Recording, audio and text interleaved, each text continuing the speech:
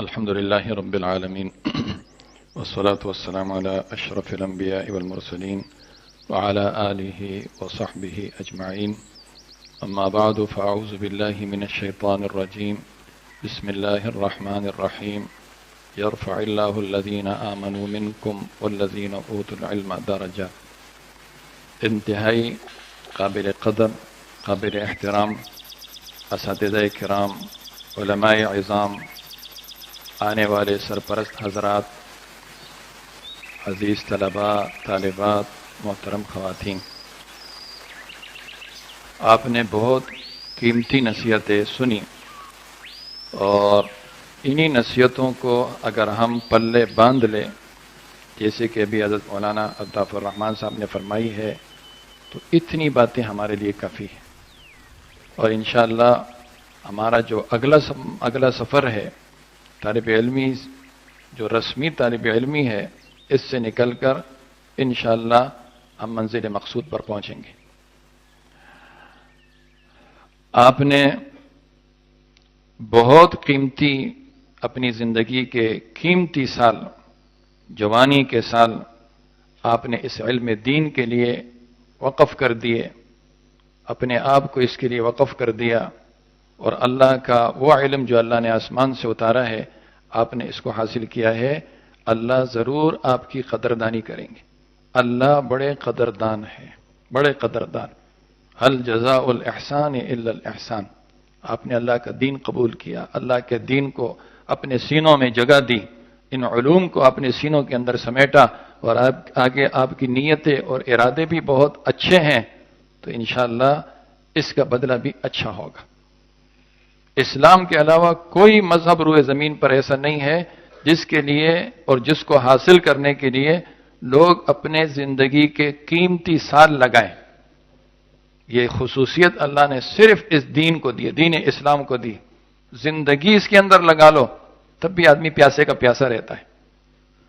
اسلام کے علاوہ مذاہب مٹ چکے ہیں، ان کی تعلیمات مٹ چکی ہیں. ان کے بڑے جو مذاہب ختم ہو گئے، ان کے بڑے 10 منٹ تک اپنے مذہب کی تقریر نہیں کر سکتے کہ ہمارا مذہب ایسا ہے. اور ہمارے ہاں ایک ایک بات کو پکڑ لو، جیسے قاری صاحب نے صرف دعاؤں کا موضوع لیا، اس پر شام تک بولتے رہے تو بات ختم نہیں ہوگی. ایک ایک موضوع یہ اس دین کے حقانیت کی دلیل ہے. ہمارے بزرگوں نے ایک نصاب بنایا تھا، پہلے درجے میں یہ نصاب، دوسرے میں یہ، 8ویں میں یہ. وہ نصاب پورا ہو گیا ہے، اور الحمدللہ آپ رسول اللہ صلی اللہ علیہ وسلم کی امت کے علماء میں داخل ہو گئے. رسول اللہ صلی اللہ علیہ وسلم کی نبوت کا جو دور ہے بہت لمبا دور ہے. 1450 سال تو ابھی ہو چکے. ان 1450 سالوں میں کتنے اربوں خربوں علماء پیدا ہوئے، کیسے کیسے اولیاء صلحاء اتقیاء پیدا ہوئے، اور قیامت تک کتنا دور باقی ہے یہ تو اللہ جانتا ہے، اللہ جانتا ہے. یہ تو قیامت کے دن جب اللہ رب العالمین محشر کے میدان میں علماء کے لیے ایک ممتاز جگہ کا انتخاب فرمائیں گے، تمام علماء کو وہاں جمع کریں گے. اب آپ اندازہ لگاؤ، اس کی گنتی کا کوئی اندازہ لگا سکتا ہے کتنے علماء ہوں گے؟ اور پھر اللہ تعالیٰ ان کی طرف متوجہ ہوں گے اور کہیں گے، اے علماء کی جماعت، میں نے اس علم کو جو تمہارے سینوں میں رکھا تھا تو مجھے پتا تھا کہ تم امانت دار ہو، دیانت دار ہو، میرے اس دین کو دوسروں تک پہنچاؤ گے، خود بھی عمل کرو گے. میں نے یہ علم تمہارے سینوں میں اس لیے نہیں رکھا تھا کہ میں تمہیں عذاب دوں. انطلقوا قد غفرت لکم، تم سب جاؤ، میں نے تم سب کی مغفرت کر دی ہے. کتنا بڑا مجمع ہوگا، ذرا تصور تو کرو. تمہیں میں نے اپنے دین کے لیے منتخب کیا تھا. ثم اورثنا الکتاب الذین اصطفینا من عبادنا. اسی آیت کے تحت مفتی شفیع صاحب رحمۃ اللہ علیہ نے یہ حدیث لکھی جو میں نے آپ کے سامنے بیان کی. جو شرف اللہ نے اس امت کے علماء کو دیا ہے، پہلی امت کے علماء کو رسوا کیا ہے. ان کی تو تعریفیں کی ہے جگہ جگہ. انما یخشی اللہ من عبادہ العلماء یرفع اللہ الذین آمنوا منکم والذین اوتوا العلم درجات شہد اللہ انہ لا الہ الا هو والملائکۃ واولو العلم قائما بالقسط. کتنی بڑی گواہی ہے. پہلوں کو ڈانٹا ہے، ان کثیرا من الاحبار والرهبان لا یاکلون اموال الناس بالباطل. وہ تو رشوت خور تھے، حرام خور تھے، بتہ خور تھے، ٹھگتے، لوگوں کو لوٹتے تھے، سامنے والے کے مزاج کو دیکھتے تھے، اس کو کس قسم کا مسئلہ چاہیے، اس کو کیسا دین چاہیے، اس کے مطابق بتاتے تھے، پیسہ لیتے تھے. لولا ينهاهم الربانيون والاحبار عن قولهم الاثم واكلهم السحت. ان کو ڈانٹا ہے اشد آیۃ فی القرآن، سب سے زیادہ سخت آیت قرآن کے اندر یہ آیت ہے. ان کے مشائخ، ان کے علماء کیوں ان کو منع کیوں نہیں کرتے؟ گناہ کی بات کرتے ہیں، یہ حرام خوری کرتے ہیں، یہ علماء ان کو منع کیوں نہیں کرتے؟ کسی جگہ اس امت کے علماء حق کی، علماء سو کی بات نہیں کرتا ہوں، علماء حق کی کسی جگہ کوئی مذمت نہیں کی. یہ نہیں کہ اس میں ایسے لوگ نہیں ہیں، لیکن ان کو اللہ نے ایسی الگ سے شکل و صورتیں دی ہوئی ہے، ایسے الگ سے نام ان کو دے دیے ہیں کہ ان کو علماء کی جماعت میں کوئی شمار ہی نہیں کرتا ہے.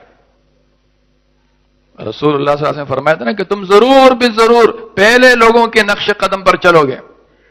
جیسے بالش کے برابر ہوتا ہے، ہاتھ کے برابر ہوتا ہے، ایک جوتا دوسرے جوتے کے برابر ہوتا ہے، بالکل تم ان کی اتباع کرو. اگر انہوں نے کوئی ایسا بےہودہ کام کیا ہے، کسی بےہودہ جگہ میں اپنا سر دیا ہوا ہو، تو تم بھی اپنا سر وہاں دو گے. آج اس طرح کے لوگ موجود ہیں. یہود کے علماء وہ تو سامنے والے سے رشوت لیتے تھے، ان کی ربائیں پیچھے سے رشوتیں آتی. اس دین کو بگاڑو، ان کے اندر الحاد پیدا کرو، اس امت کے نوجوان لڑکوں نوجوان لڑکیوں کو گمراہ کرو، پٹری سے اتارو، دین سے بیزار کرو، مدارس مساجد سے بیزار کرو، علماء سے بیزار کرو.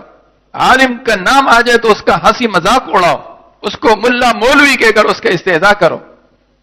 بڑی بڑی تنخواہیں مل رہی ہے اس پر، لیکن اللہ کا شکر ہے نہ ان کے نام کے ساتھ مولانا لگتا ہے، نہ علامہ لگتا ہے، نہ مفتی لگتا ہے. وہ ایک الگ سی چیز ہے، وہ ایک الگ ہی طبقہ ہے، الگ ہی ٹولہ ہے، ان کا کام ہی ہے.